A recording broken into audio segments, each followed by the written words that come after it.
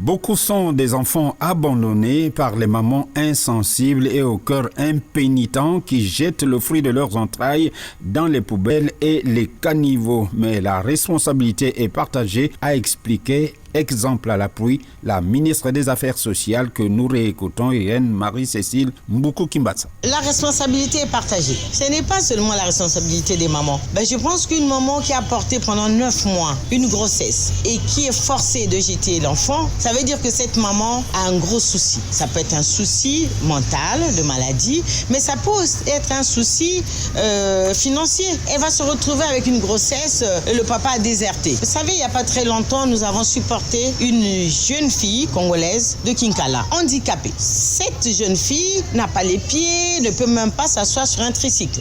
Elle a été enceintée par un monsieur, un Congolais, de la force publique en plus, je le dis, qui l'a enceintée et a disparu en lui donnant un faux nom. Le monsieur, il a abusé de la fille pendant je ne sais pas combien de fois, la fille est tombée enceinte et il a disparu. Et cette fille a failli perdre sa vie en accouchant si le ministère n'était pas intervenu avec une césarienne et puis une prise en charge du bébé et de la maman. Donc vous voyez, cette jeune fille pouvait prendre la décision d'abandonner l'enfant parce qu'elle n'en a pas de moyens. Elle est handicapée. Et là, c'est la charge des parents. Et donc, ces papas déserteurs devaient être jugés. C'est à cause des papas déserteurs que les dames, les femmes sont obligées d'abandonner les enfants. Vous avez un enfant, vous avez conçu ensemble. L'enfant naît, l'enfant est malade. Qu'est-ce que vous faites? Prenez l'acte de choc. Vous disparaissez et la responsabilité de l'enfant et de la maman. Et très souvent, ces papas réapparaissent quand l'enfant a réussi ou quand on doit épouser la fille. Si c'est une fille, on doit l'épouser, on cherche le papa et qui va venir tranquillement demander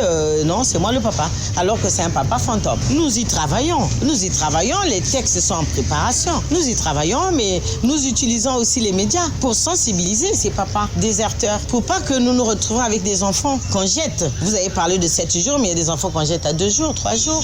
La maman, elle accouche toute seule, elle prend l'enfant, elle l'enroule, elle l'abandonne et elle est partie. Faites aussi le travail, vous, à la presse. Faites le travail de sensibilisation à la population. Dites au papa que non, il faut assumer. Il faut aller au bout de la logique. C'est pas un plaisir d'avoir un enfant quand vous n'avez pas de moyens. Je vous remercie.